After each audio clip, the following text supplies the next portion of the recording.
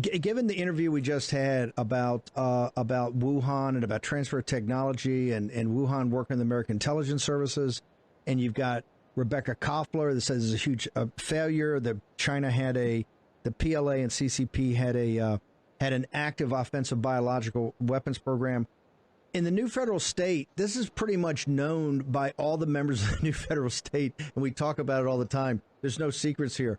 That being said, what did you think last night of the kickoff for the China Select Committee, where they're talking about their strategic competitors, and it seemed very, very lightweight, very namby-pamby. What is your initial assessment, given the controversy over Wuhan to what happened last night on Capitol Hill? Yes, absolutely. So remember, the CCP virus killed more than 1 million American people's life, and we're talking about competition. No, this is not about the competition. This is a life and death threat.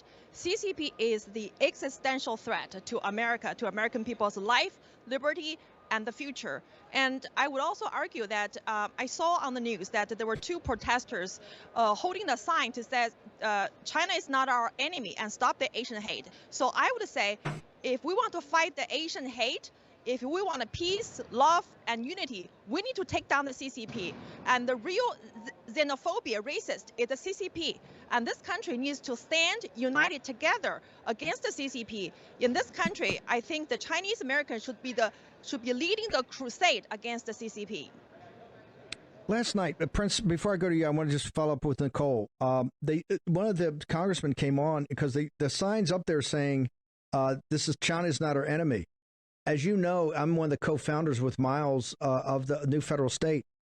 Absolutely, China's not the enemy, and the Chinese people are not the enemy. The enemy is the CCP, and the CCP's number one, what they're trying to destroy is Lao Beijing, is the Chinese people. What didn't the protesters understand about that?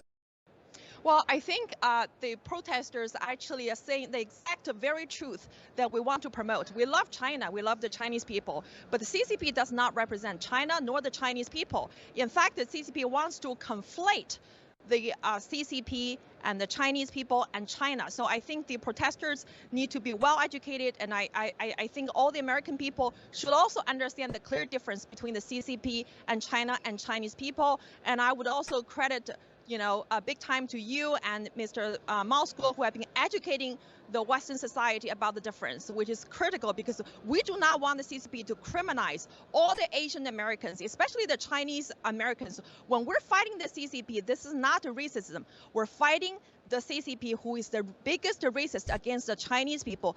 And China is not our enemy. China is our friend. And we need to establish the real relationship with the Chinese people who are not represented by the CCP.